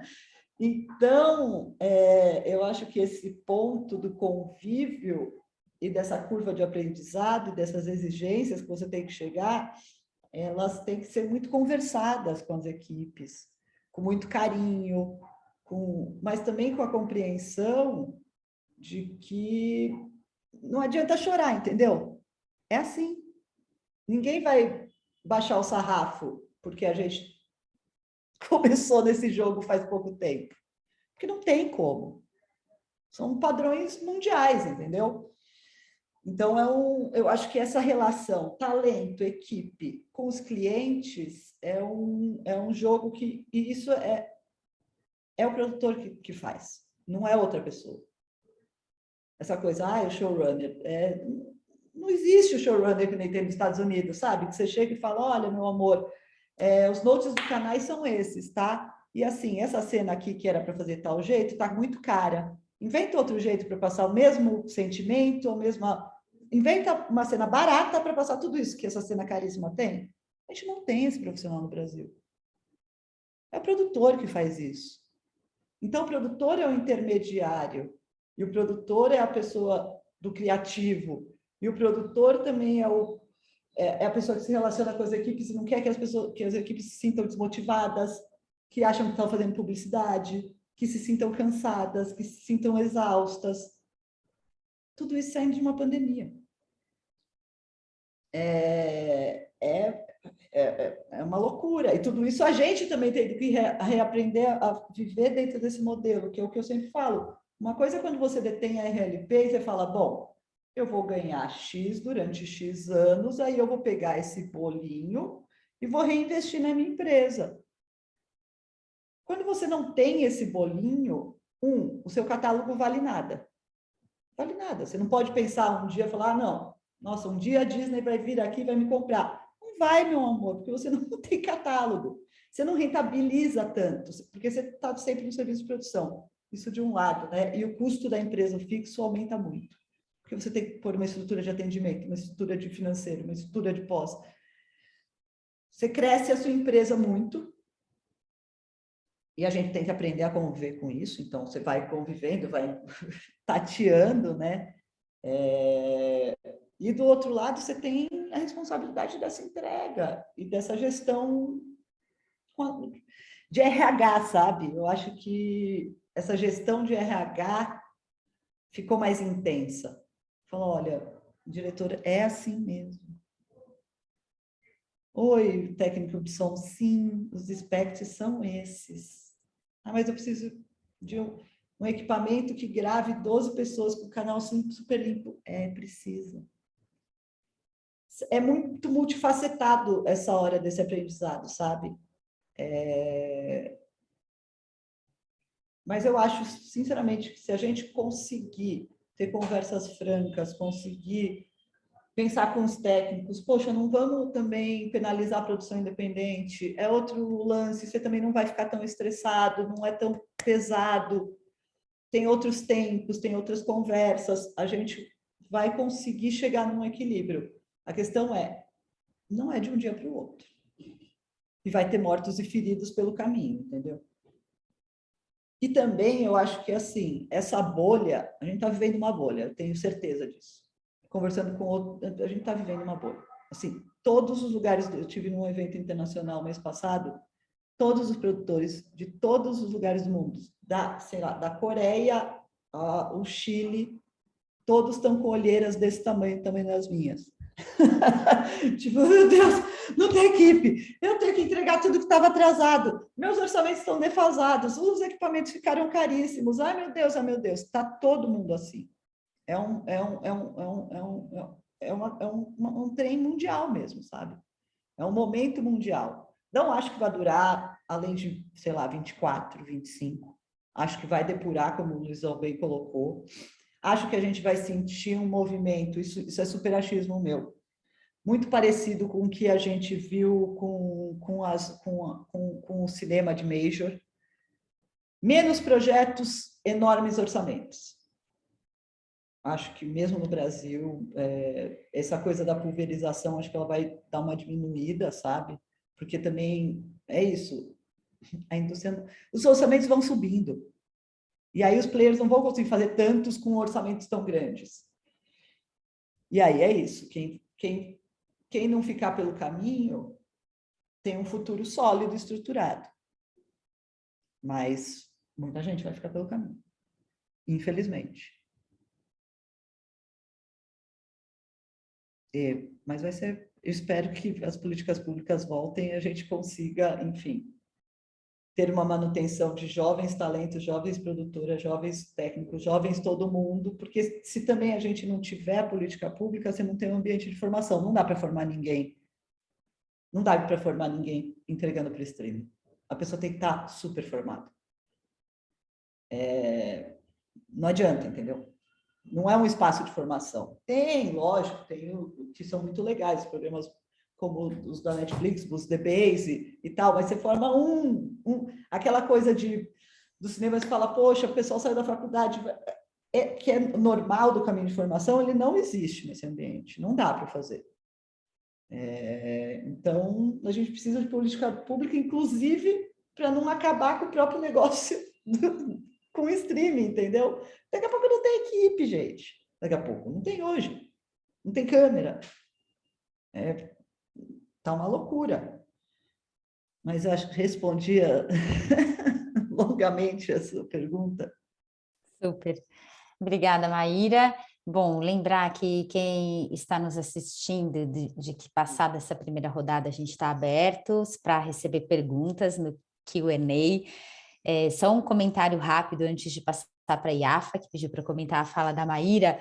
Quando você começou a falar, Maíra, dessa bolha e dessa produção vasta e que daí a gente pode caminhar para aquilo que aconteceu com as majors, me fez lembrar um pouco relatos daquele momento do boom do mercado de vídeo, né? Que você produzia e tinha muito, e depois foi virando uma outra coisa. Eu estava falando disso esses dias com um amigo produtor gringo. Eu falei, cara, tá muito parecido do mercado de vídeo. Se fazia, eu lembro que a gente ia para o American Film Market, tinha tipo centenas de milhões de filmes feitos, com orçamentos. E aí depois foi afunilando, né? Bom, vou passar para a Iafa e também queria dizer para todos que fiquem à vontade de comentar as falas uns dos outros, porque acho que as falas super dialogaram. Imagino que vocês tenham ficado assim com vontade de comentar algumas coisas que ouviram. Iafa, devolvo a palavra para você. Obrigada. Não, dá vontade de ficar batendo papo, né, e trocando ideia, que é, aliás, o que a gente vem fazendo, né, diariamente, há meses, mas assim, são muitos assuntos e muitos assuntos a enésima potência. Toda a parte que a Maíra está falando de uma questão muito objetiva, que é da produção em si, né, da quantidade de projetos, do inflacionamento dos valores, desse afunilamento que eu concordo que vai ter e que já está tendo dentro do mercado, que está sendo imposto pela forma pela nova demanda de produção, a nova, que eu digo, a presente, atual. Mas, nesse sentido, assim, as políticas públicas são fundamentais, porque assim, maravilhoso que a gente possa estar fazendo originals, mais maravilhoso ainda é a gente poder continuar fazendo os nossos originais, né? Então, não é uma coisa ou outra. É um mercado que tem que caber as duas coisas, onde a cadeia, técnicos, artistas, criativos, entendem o que é uma coisa, estou falando um mundo ideal, né? Conseguem diferenciar, né, uma coisa da outra, e é isso, tem espaço, na verdade, para tudo isso, mas a gente precisa das políticas públicas, a gente quer uma Ancine organizada, funcional, a gente quer ter acesso aos recursos públicos de forma que a gente possa criar as nossas marcas, né? A gente fala do Minha Mãe é uma Peça. Minha Mãe é uma Peça, o primeiro foi feito com recurso do Fundo Setorial. O terceiro foi investimento próprio. Então, isso em qualquer lugar do mundo. Se a gente, enfim, a gente tem são muitos desafios em todas as pontas, né? Na ponta do relacionamento com quem está nos demandando nesse momento, que é o streaming, de fato, né? E como já foi a publicidade, a gente já viu esses movimentos, acho que nunca de forma tão exponencial, mas a gente já viu esses movimentos, né? Mas é isso, a gente quer e a gente está preparado e a gente vai continuar fazendo os nossos conteúdos, nossos, que eu digo, as nossas propriedades intelectuais. E esse é o nosso foco também enquanto mercado. E, aliás, o que não exclui o streaming. A gente pode perfeitamente... É isso que a gente está tentando encontrar. Qual é o modelo de negócio onde tem uma junção de forças, né? Isso, obviamente, no mundo é o que eu acho que a gente, enquanto coletivo, está buscando. É uma coisa e outra, né? E não ficar dependente de um lado, né? E perder o que foi construído em termos de construção de produtores, inclusive. Todos nós aqui, a gente é de uma geração que foi criada por conta das políticas públicas, né? A gente surfou a gente foi criado por elas, a gente está aqui por causa delas. Estou falando, obviamente, né? Tem todo o mercado publicitário, que é um outro universo, mas é um mercado publicitário migrando já há anos. Não, acabou a publicidade, agora é só conteúdo. Aí tem as frases de cada ano tem uma grande frase feita, né? No final das contas, enfim, só queria comentar isso, que assim, mais do que nunca, diante desses desafios todos, das adversidades e do cansaço, estou vendo meus amigos, minhas amigas aqui falando, todo mundo cansado, né? Cansado psicologicamente, fisicamente, em todos os aspectos. A gente precisa de políticas públicas fortes de regulação, de regulamentação, que é o que a gente vem fazendo. A gente não para de trabalhar para isso. Enfim, a gente não para de trabalhar. Ponto. Parágrafo. Obrigada.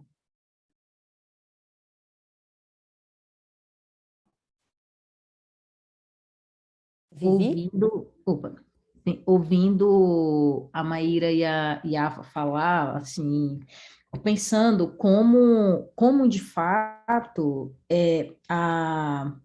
a noção, né, de política pública e de Estado garantidor pode e segue sendo a nossa melhor alternativa para balizar todas essas questões, né? Tipo, se a gente olhar para a discussão aí recente, por exemplo, a gente tinha ali uma tensão para pensar a TV e a TV pública.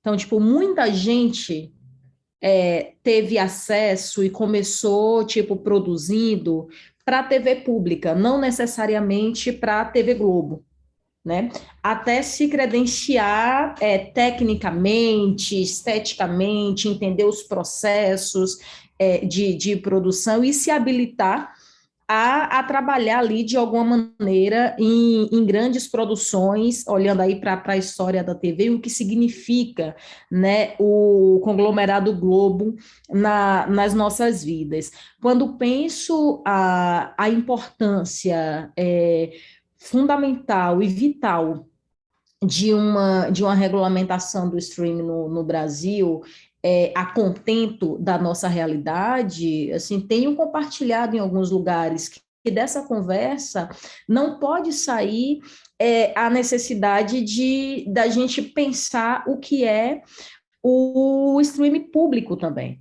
Obviamente que estando na SPCine, né, a gente tendo uma plataforma como a SPCine Play, onde que consigo visualizar que nesse cenário selvagem todo do streaming, a gente consegue minimamente preservar a RLP de produtores independentes. Como é que a gente consegue formar gradualmente os nossos técnicos e profissionais, tipo, nesses processos tão intensos, tão densos, tão velozes e ferozes, como esses que a gente tem conversado aqui, né? Certamente pensar, né, os streams públicos como destino dos nossos originals é uma alternativa, né? E uma alternativa viável, não é nada super inovador, não é nada de outro mundo. A gente só precisa pensar de fato como vai organizar os recursos públicos, né? Tipo, e organizar a regulamentação de modo que caiba, né, esse tipo de alternativa. Eu sigo crendo que a gente vai, né, coexistir aí com a selvageria do mercado, que em última instância, gente, é a selvageria do capitalismo, não é de outra coisa que a gente tá falando, mas entendendo como esse recurso também é importante para que a gente consiga, né, aprimorar o nosso fazer, fortalecer a produção nacional aí frente à produção global, mas não dá para a gente abrir mão aí da briga que tem sido cansativa, é real, tem sido cansativa, por um processo de fortalecimento também das políticas públicas. Eu vou agora fazer aqui uma pergunta que é do Nicolas, que está nos assistindo, e é para quem se sentir à vontade em responder.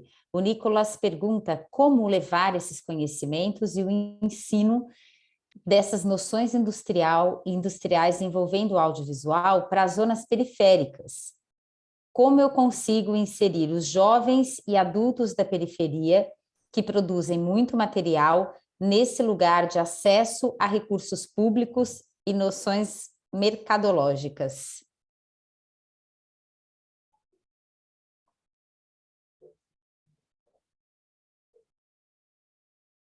Alguém? Eu aqui, eu não sei. Oi. É porque, desculpa, eu não sei como entrar no debate. Estou procurando os botões aqui. Não me sinto muito à vontade com essas coisas. Olha, eu acho o seguinte: existe por parte. Assim, é tudo uma questão de grana, né?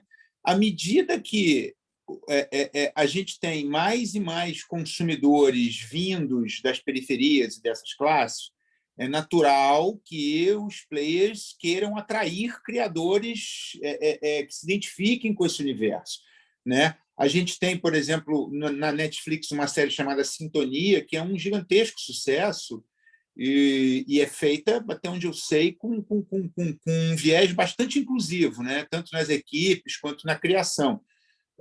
Eu não sou íntimo da produtora, nem é um produto meu, mas assim, até onde eu sei, existe isso, né?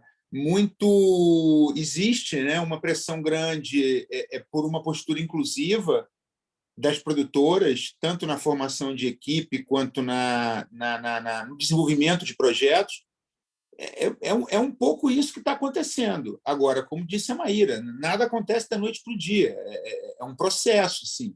A gente tem que entender que tem um tempo mesmo de aprendizado e que essas pessoas não vão, em um ano, estar pilotando produções gigantes. É um aprendizado mesmo para todos nós, inclusive nós, produtores. Uhum. Bom, o Bruno Ferreira Leite pergunta aqui. Gente, sumiu a pergunta, mas eu lembro dela. Voltou. Não, sumiu. Era qual a importância do Fundo Setorial do Audiovisual e do Prodave neste momento? Nenhuma. Não existe. Não tem. Cadê o dinheiro? Cadê o edital? Cadê o dinheiro? Tem gente que está com um projeto aprovado há 2, 3 anos e o dinheiro até agora não saiu, gente. É o que a Maíra falou. A gente fez um orçamento há 5 anos atrás, o dinheiro ainda não saiu, vai sair agora e a gente tem que fazer com o mesmo dinheiro. Assim, não existe. Zero. Luiz, deixa eu discordar de você. Você está coberto de razão ao dizer que não existe, mas a importância dele é enorme nesse contexto da gente poder trilhar um caminho de desenvolver os nossos originals, né? E esse caminho de manter a propriedade intelectual das nossas obras. Que isso, estamos num momento, em função disso tudo que foi dito aqui, muito desafiante, até porque essa internacionalização das plataformas, essa coisa de chegar no mundo inteiro de uma vez, tirou valor das negociações território por território, né? Então, você tem dificuldade hoje de negociar uma obra se já tem o VOD comprometido com alguma plataforma. Então, isso é mais um dificultador, né, de algo que já era difícil, porque você tinha que estar presente nos mercados, negociando e também se adaptando a esse formato da sala de cinema, que está, nesse momento, super comprometido, um pela pandemia, outro por aquele motivo que eu comentei, da digitalização. Os lançamentos ficaram mais amplos, ocuparam mais espaço e a competição está muito grande lá. Então, assim, diante disso, o que mais me preocupa é como a gente consegue gerar retorno para as produções independentes, monetizar essas produções independentes nesse contexto todo. Esse desafio de quem entra para prestar serviço para as grandes plataformas é um desafio gigantesco, e vocês escreveram muito bem aí o drama que e essa necessidade de se capacitar para esse processo, né?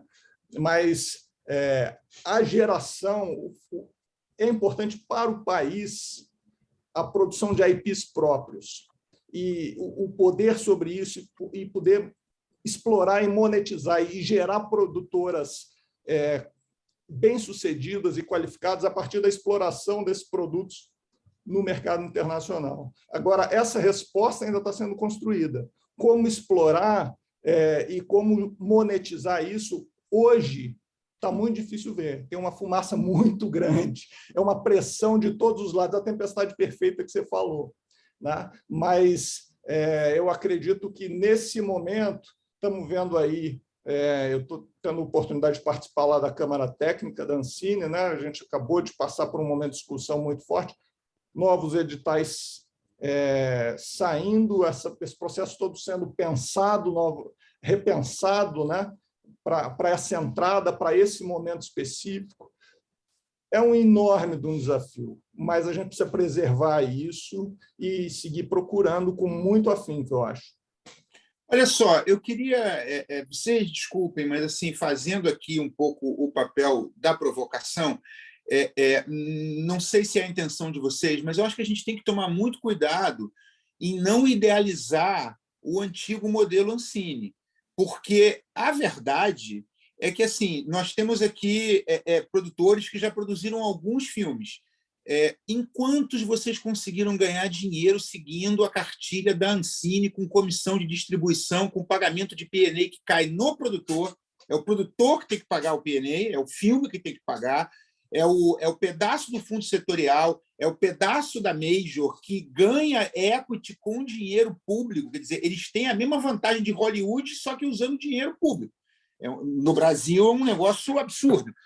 E assim, a gente só consegue ganhar dinheiro se fizer mais de 1,5 milhão de espectadores, que todo mundo aqui sabe que acontece uma vez a cada 10 projetos. Entendeu? Não é assim. Tem vários e vários e vários filmes que foram feitos. Essa história do independente ser o dono do IP, para quê? A gente não conseguia transformar isso em dinheiro. Nunca conseguiu. Vender lá fora. Como? Você precisa de um distribuidor internacional que vai descontar cada centavo que ele gastar, entendeu? Se ele tomar um café da manhã num país que ele vai negociar o teu filme, é você que paga. Entendeu? Não existe esse mundo do independente ganhando dinheiro com a sua obra porque é dono do IP. Ele era e é, da forma como está estabelecido, um conto da carochinha. Quem ganha dinheiro é distribuidor, quem ganha dinheiro é exibidor. O resto a gente paga. Eu vou concordar com você discordando. Na verdade, a parte que eu concordo... Mas a função era essa mesmo, o meu papel era esse mesmo, era jogar lenha na fogueira. Eu sei. Não, concordar pelo seguinte, porque, na verdade, assim, o mercado mudou. Os acordos com as distribuidoras foram, minha opinião, são outros. Foi tudo por água abaixo agora. Então, os modelos pré-pandêmicos estão todos... Enfim, a gente está renegociando tudo, a gente está revendo tudo, e tem várias coisas que não tem nada a ver com a Ancine, que são regulamentações internas do... Teu áudio está fechado. Regulações internas do próprio mercado, né? Mas, assim, tem coisas que têm a ver com um modelo... Modelos mudam. O modelo, daqui a 3 anos, o modelo de hoje é velho. Daqui a 6 anos, né? É tudo muito rápido, muito dinâmico. E eu acho que a gente está descobrindo que modelo é esse. Sim, eu tenho eu posso contar 1000 histórias de filmes e projetos e conflitos com distribuidoras, conflitos homéricos com os exibidores, aliás, a maior parte deles mal sucedidos, alguns poucos muito bem sucedidos, né? E um modelo de negócio que eu nunca achei justo, para falar a verdade. Não Nunca é, foi um na modelo verdade de não é, nunca negócio foi, justo. nunca foi. Nesse aspecto, eu acho que toda essa mudança que a gente está vivendo, tudo isso que a gente está vivendo é para colocar abaixo esses modelos e a Sim, gente acabou. trazer novos modelos, porque eles não colam mais. Por exemplo, você consegue muito tranquilamente manter a propriedade da sua IP se você vender, ao invés de fazer um original, você vender uma licença. Os players, eles têm muito mais dinheiro para comprar licença do que para produzir original. Só que se você tem um distribuidor no meio, você já perde um pedaço grande na largada. Aí você vai ter que lançar o teu filme. Você tem que pagar o PNA. Né? Cadê o dinheiro da IP? Não, entendeu? Não existe isso. Isso é um sonho. Agora, eu estou falando por isso exemplo, porque senão quem está vendo a gente corta os pulsos e fala que esse negócio de produzir é uma loucura, entendeu? Mas vou pegar o benzo, um kit benzo para dar para todo mundo aqui, entendeu? Aí é Porque assim, cara, claro, não, Luizão, eu tenho uma doença, que eu sofro do otimismo patológico, entendeu? tá. Eu acho assim, a gente tá, é claro que a gente precisa do IP, Luizão, você está falando isso só para polemizar. Você é o cara que faz assim, com o IP que nem um louco. Porque você pode não estar ganhando dinheiro com ele hoje, você pode ganhar dinheiro com ele daqui a 10 anos. Eu recebi... E ele pode te trazer uma grande surpresa daqui a 20 anos. No final das contas, o último relatório, o teu patrimônio. O último relatório que eu recebi de um distribuidor do último filme que eu lancei antes da pandemia, eu juro, eu enquadrei e botei de frente para mim na minha mesa para eu nunca mais me esquecer e nunca mais fazer um negócio como aquele. Porque você vê a primeira linha, que é quanto o filme rendeu. Aí vem a cascata.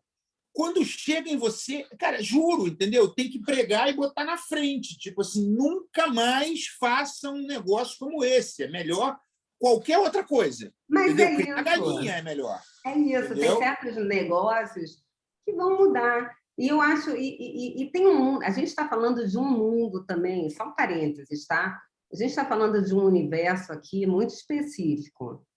Tem um universo que caminha paralelo ao nosso, que são outros tipos de produções que ainda... Aí Vivi pode falar disso muito melhor do que eu, né? Tem todo um outro mundo, né, que navega paralelamente ao nosso e que são outros modelos de negócios mais diferentes ainda, né, onde 5 milhões é muito dinheiro, quando para a gente agora fazer um filme com 5 milhões é tipo Missão Impossível, é tipo 5 gente, eu tenho medo de falar, está sendo gravado não, né? Está sendo? Caraca, não vou... X milhões, vou falar de X milhões, que antes era um filme legal, agora é um BO, e o que era BO, agora a Maíra vai ter que fazer um filme com o valor de videoclipe. Não, a Maíra falou clipe de antigamente. Mas, enfim, mas para outras realidades, isso é muito dinheiro. Existem muitas realidades nesse universo nosso. A gente está falando de uma. Existem muitas outras. E é só isso que eu queria falar. Só lembrar que tem essas muitas realidades. Mas nessa roda toda, eu quero me unir ao Marcos para defender mesmo a importância das políticas públicas, a importância da Ancine, a importância do FSA, e, em certa medida, concordar com o Luizão de que assim, a Ancine, como estava, com as propostas, né, e os modelos de negócios propostos, assim, não estava bom necessariamente, e a gente já sabia que não estava bom. Agora, assim, o Brasil tem ainda uma cultura muito equivocada em se relacionar com política pública. Política pública nenhuma, em nenhuma parte do mundo, fica boa de primeira.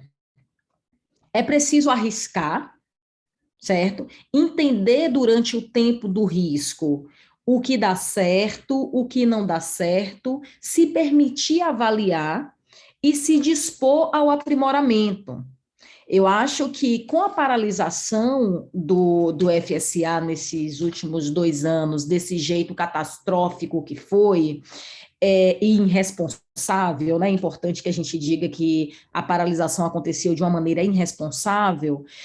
Por outro lado, como também sou otimista patológica, assim como IAFA, né? Tipo, por outro lado, a gente teve a possibilidade de fazer uma avaliação e uma reavaliação profunda sobre aquilo que não estava bom, sobre aquilo que não deu certo, para que nesse momento de retomada, né, o próprio setor possa, né, se colocar ombro a ombro do lado das instituições públicas para criar, né, e aprimorar essa agência, aprimorar o FSA, para dar as respostas que a nossa realidade exige e precisa. Assim, tipo, não dá para abrir mão do FSA, não dá para abrir mão da Ancine, né? Mas é necessário que a gente trabalhe, de fato, um pouquinho mais no sentido de se colocar como parte na solução, no processo de aprimoramento das políticas públicas, porque é a nossa convivência, a nossa vivência, a nossa experiência cotidiana que diz para o Estado, que aponta para o Estado, assim, caminhos viáveis e possíveis para nos atender. E aí, qual foi o problema dos últimos 2 anos que a gente teve com a Ancine, que a gente teve com o FSA? Rompeu-se canais de diálogo. Então, tipo, a agência ficou isolada, sem conseguir ouvir, né, tipo, da realidade, o que não estava bom, o que precisava ser aprimorado, quais são os novos caminhos, a gente precisa de tempo e de espaço para refletir e inventar novas alternativas. Então, assim, tipo, não dá para, assim, sigo dizendo, não dá para abrir mão do Estado nesse debate, não dá para abrir mão do Estado nesse processo mesmo de aprimoramento, não dá para abrir mão de propriedade intelectual, propriedade material de nossas obras, assim, tipo, não dá para abrir mão, por mais que tenhamos em nossas paredes experiências de negócios não tão exitosos assim. É importante que a gente continue perseguindo aí os caminhos e alternativas para outros negócios. Bom, vou fazer... Só complementando, eu entendo totalmente o Luizão. Mudou de lugar aqui. Dá vontade de morrer, de chorar. Concordo totalmente com o Marx, concordo com a Vivi, concordo com a IAF. Eu acho que tudo se a gente tivesse um ambiente onde pudesse ter opção, eu acho que a gente fica... O problema é não ter opção. A gente não tinha nenhuma opção na época que só tinha fundo setorial, e a gente não tem... Agora a gente não tem nenhuma opção a não ser os streamings, entendeu? Eu acho que a gente precisa ter opções, porque aí você escolhe, fala, não, ó, esse filme aqui é o Minha Mãe é uma Peça. Eu vou dar um jeito de financiar, porque eu sei que eu vou retornar. Esse filme aqui é mais de risco. Não, beleza, vem do IP. O que aconteceu no mercado de animação foi devastador, gente, sem o fundo setorial. Ele não existe. Porque, enfim, foi uma loucura, entendeu? Então, acho que a questão é ter opções, não dá para ser só um ou só outro. Só fechando. Tá. A gente está se aproximando aqui do nosso final, a gente tem só mais 15 minutos de conversa. Vou ler a pergunta do Renato e se alguém quiser responder e também já aproveitar e fazer uma fala final, a gente vai se preparando para encerrar a nossa conversa sem aquela correria no final. O Renato, ele quer saber como vocês enxergam a obrigatoriedade em editais de exibição em salas de cinema. Ele diz que muitos filmes, principalmente documentários, acabam tendo um público irrisório e muitos custos no lançamento. responder rapidinho? Eu acho que faz parte daquela coisa que estava falando no início, que esse era um modelo baseado em uma realidade anterior, né? E assim, e que não se sustenta de fato na realidade atual, e a gente vai precisar dar resposta a isso. Agora, para as políticas públicas, por exemplo, é importante que a gente tenha um indicador, né, um indicador de sucesso ou insucesso do processo, exatamente para fundamentar o processo de avaliação e aprimoramento das políticas públicas. As salas de cinema davam isso a partir do bilhete, né? Assim, hoje, por exemplo, a gente a gente poderia avaliar isso pelas streamings a partir dos views, mas a gente não tem acesso aos dados, e aí a gente não regulamentou esse mercado ainda, então não pode exigir o acesso aos dados, ainda que seja apenas nos filmes licenciados e fomentados por verbas públicas, né? Então a gente acaba refém dessa realidade, porque ainda não conseguiu sintetizar a maneira mais coerente para ofertar para o poder público o indicador que é necessário para a oferição de políticas públicas. Obrigada. Achei perfeito. Achei perfeito. Eu vou passar, Maíra, uma pergunta que foi feita para você, e aí já vou pedir para você também se despedir. A última a falar e a primeira a finalizar. A Mariana Tavares, Maíra, ela queria saber mais sobre o mercado de animação hoje, um diagnóstico desse mercado, como estão sendo produzidas as séries e longas em animação. Então, o mercado no mundo inteiro mudou muito, tá, gente? Porque quando a gente fala do final das políticas públicas, a gente não está falando só do Brasil, viu? É um troço que rolou muito no mundo inteiro. Tem um outro lance que impactou demais da conta, que é horrível falar isso, mas é verdade. Conforme a publicidade infantil foi sendo mais regulada, ela deixou de existir. Ou seja, os canais pararam de exibir desenho animado. Por quê? Para o público infantil, se não tem anunciante. Então, diminuiu muito, brutalmente, a produção. Lógico que existe a produção para os streamings de animação, mas, assim, como tudo no mercado de animação, sempre vai para os países que tradicionalmente produzem muito. A Netflix está fazendo coisas aqui, tá? Mas poucas, porque eles ocupam a grade deles com anime japonês e com desenho americano, essa que é a verdade, entendeu? Você não tem cota, isso está acontecendo na Europa, você não tem cota, não tem, entendeu? Cara, a animação é caro, a pessoa vai lá e compra feito, e dupla, tchau. Então, está muito focado na prestação de serviço, porque os estúdios americanos, os estúdios canadenses, os estúdios franceses, eles contratam. E diminuiu muito o espaço de desenvolvimento da própria IP, entendeu? Da IP proprietária. Então, você, produtor, você não tem mais... Poxa, a gente distribuiu o Minhocas em sala de cinema na França. A gente fez dinheiro com o filme. As séries a gente vendeu, mas você não tem mais muito esse espaço, porque é isso, antes você falava, não, vou fazer uma coprodução aqui com o francês, eu financio um pedaço pelo Fundo Setorial ou pelo artigo 39, mas assim, não tem mais esse espaço, não tem espaço de financiamento, com a queda isso, com a queda da IP proprietária, muita coisa derruba junto, entende? Você não tem mais como construir. E você fica muito rendido nisso. Infelizmente, óbvio, tudo são ciclos, tudo são ondas. Mas você tinha, o que a gente costuma falar, em 12 anos, o Brasil saiu de produtor de curta-metragem em um longa a cada 5 anos para o Oscar, gente.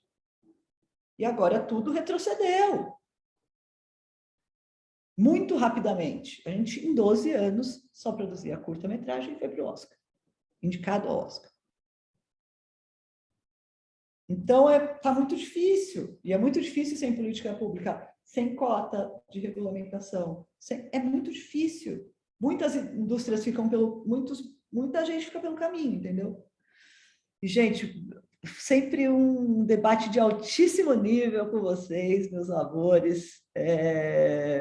Muito gostoso esse papo. É isso que a Yafa falou. Acho que a gente ficava aqui horas e horas falando. Sempre que a gente se encontra, a gente faz aqueles grupinhos, fica os produtores. Muito saudade dos meus amigos carioca. E obrigada aí para o Festival de Brasília, para tu, Ana Paula, para todo mundo. E prazer de conhecer, Vivi e Marcos, que eu não conhecia. Muito prazer mesmo. Marcar o café aí. Obrigada, Maíra. A gente tem mais 10 minutinhos, então é só uma palavrinha final mesmo. Yafa. Te agradeço também, Ana Paula, agradeço o festival pelo convite, sempre importante a gente estar trocando, né, informações e olhando para o futuro. Acho que a gente, só finalizando aí, a gente tem que... A palavra do momento é encontrar esse equilíbrio, né, e essa coexistência. Agora, quais são os mecanismos, as ferramentas? A gente tem muito trabalho pela frente para encontrar e para conquistar, ou reconquistar, na verdade. A gente tem muita coisa para reconquistar. E para o Luizão não ficar irritado e para renegociar, tá?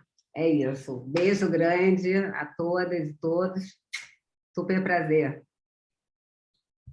Obrigada, Yafa. Marcos? Quero agradecer muito pelo espaço, pela oportunidade, que conversa boa, de qualidade, ouvir a Yafa, Viviane, Maíra, o Luiz. É sensacional, é um momento muito desafiador, assim, difícil. No meu íntimo, a sensação é de que a gente vai descobrir, inclusive, vai entrar um outro elemento no jogo, que é o desenvolvimento de audiências,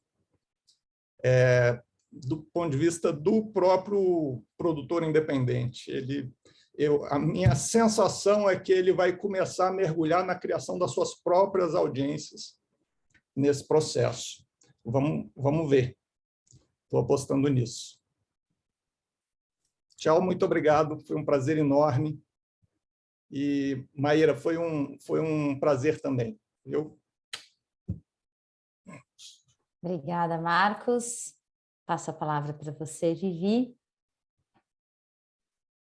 Valeu, Ana. Agradecer muito a sua mediação, chiquérrima, assim, gosto muito de participar de mesas mediadas por você. Agradecer aqui aos colegas que garantiram um debate bem-humorado e de alto nível. Prazer, Maíra, prazer, Luizão, que também não conhecia, Marcos.